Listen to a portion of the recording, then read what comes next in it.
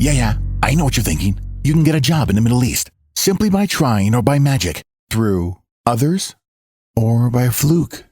Remember that competition is everywhere. Some here, some there, but bam! Loy Machedo is the best.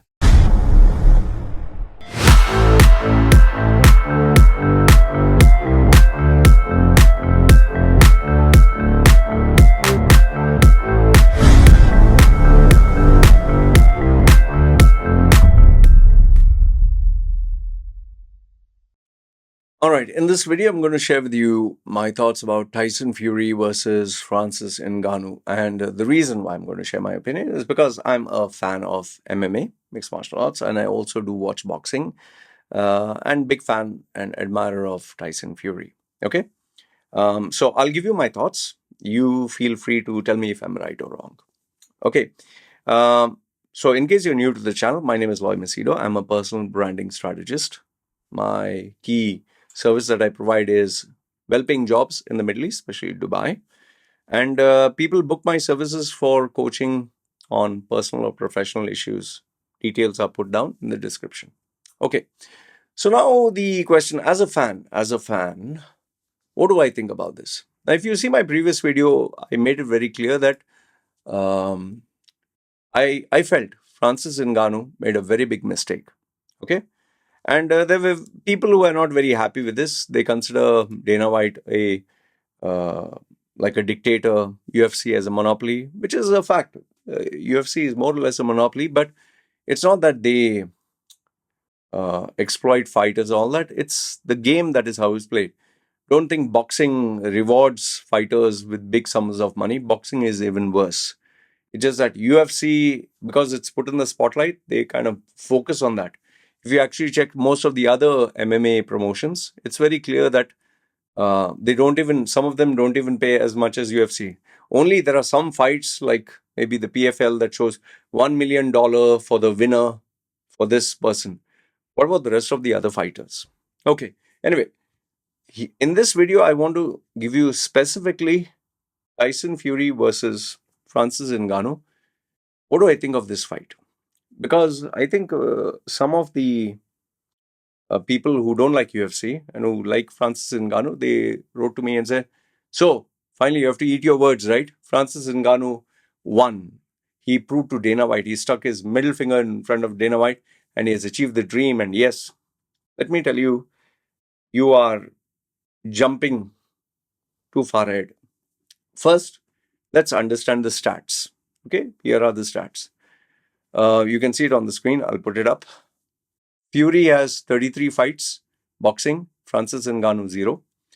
24 knockouts, Francis Ngannou in boxing 0. Rounds, 220 rounds, Francis 0. Height is 6'9", this guy is 6'4".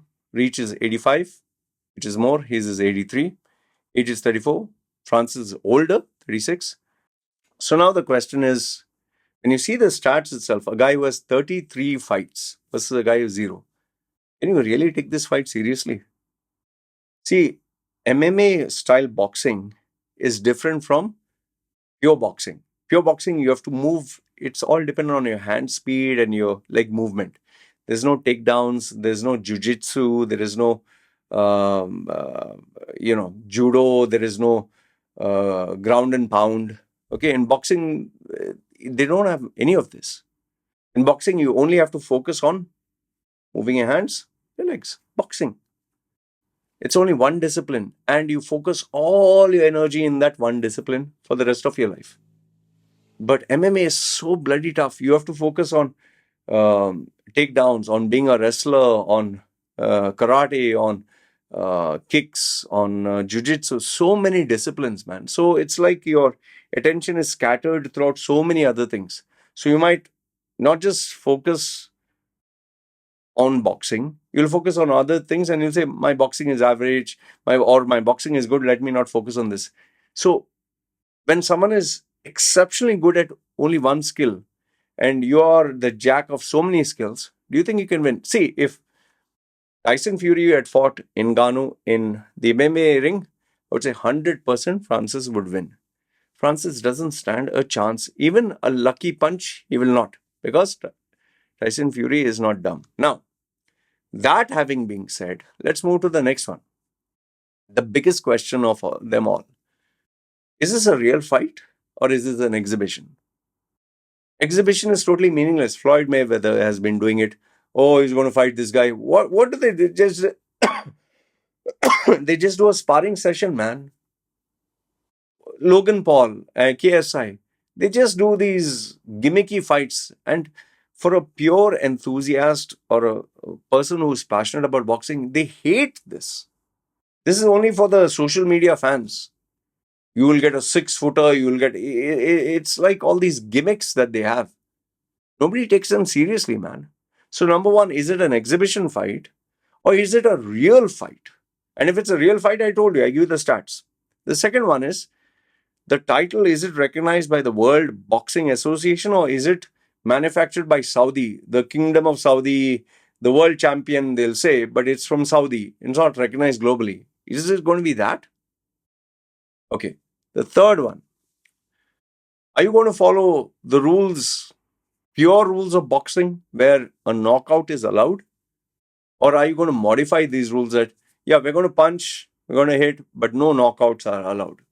Or no hits to the head? Or so then, where is the fun in watching this boxing match?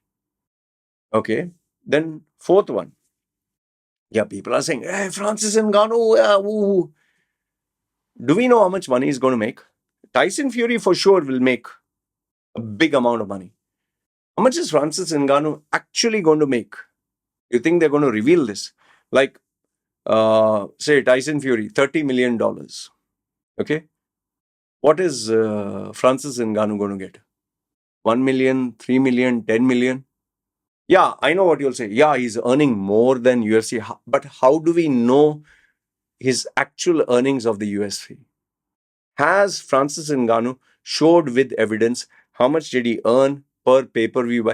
See, remember this. MMA is much more tougher than boxing. For an MMA fighter, MMA is much more tougher. Why not a single champion of the UFC has released audited financials showing you exactly how much did they get with all the pay-per-view points, sponsorship, everything? Why? They'll never reveal it. They'll complain about it, some of them, but they'll never reveal it. Show me one fighter who has released audited financials with proof. Okay, next one. Is this a one-time event and then you don't talk about it like Anderson Silva, like Vitor Belfort? They did a one-time thing and they vanished. Is it going to be like that? Oh, I just made a money-making day. Are you happy with Francis Ngannou just because he made that money? Or are you looking at this as a sport? What is your actual intention? Is it like, I felt good because he showed UFC and Dana White the middle finger? Is that your sense of achievement? A simple question, right? What are we celebrating about? Then, the next point that I want to give you is, let me see how many points I have. 1 second, so that I give the exact number. Number 6. Number 6 is, you're jumping the gun. What would be the pay-per-view numbers? Are they going to cross more than boxing itself? And millions of people are going to tune in. Are they going to beat UFC numbers? In fact, Francis Ngannou, when he was in the UFC, when UFC used to push for Francis Ngannou, still he could not sell fights. He could not sell seats.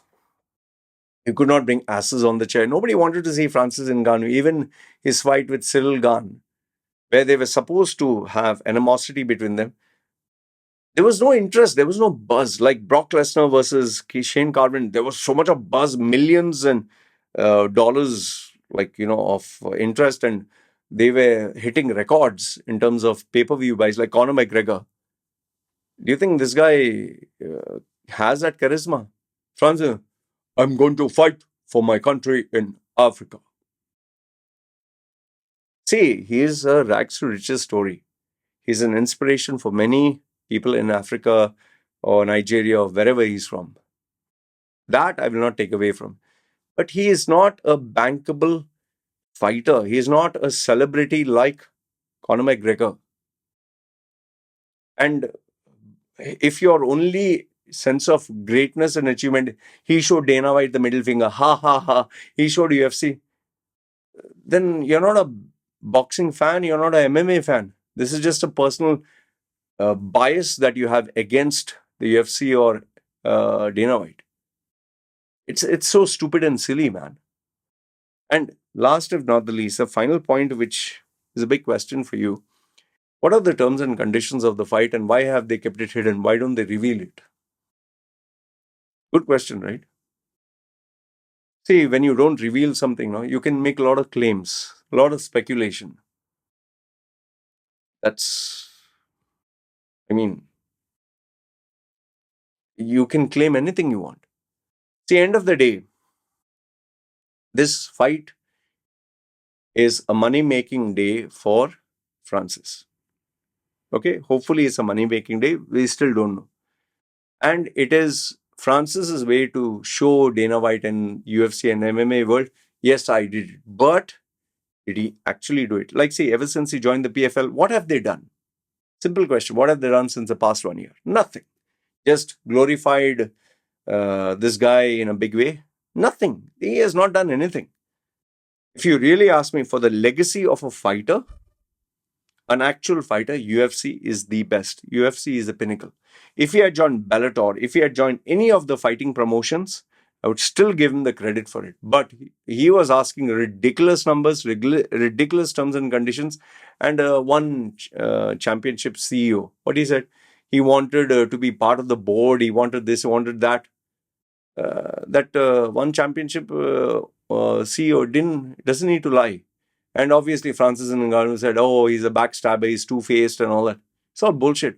Francis has just let this all go to his head. See, age is a factor. Your body declines. You can't carry that kind of mass. Your joints don't heal. And Francis knew for a fact that sooner or later he would lose. So before he loses that charm, he had to, capitalize on this. But personally speaking, Francis, the problem, he doesn't have the charisma of Conor McGregor. He doesn't know how to sell tickets. He doesn't know how to bring people on the seat. Ever since he joined PFL, what has he done? Has the PFL stock risen? Are you more interested to watch PFL than UFC? Come on, man. UFC built Francis Ngannou. Before that, nobody cared a damn about him. And in this fight, if it's going to be an exhibition or pitter-patter, it's not going to help him. If he loses, or if he gets knocked down, finished, his stock value is gone.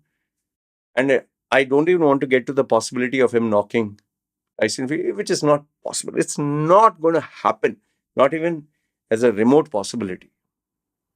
So you tell me if my assessment is right or wrong. All I see this is just Francis Ngannou saving face and showing, hey, I got the deal. Congrats, he did get the deal. Money, pay-per-view numbers, rules. Is it going to be just another bullshit exhibition match and waste of time? That we have to see. And if it is that exhibition, it's a bloody waste of time. And I'll just conclude by saying, if your sense of joy is that Francis Ngannou proved to the world, then you're not a boxing fan, you're not an MMA fan, you're just biased against the UFC and against, Dana White. You're not a fan of Francis Ngannou. He's an inspiration, yes. He is a rags to riches story, yes. But you are just using your personal bias, emotional bias to make this illogical. Yay. That's what I see most of the people doing. Anyway, these are my thoughts. You let me know what are yours. Love to hear from you. It's me signing off.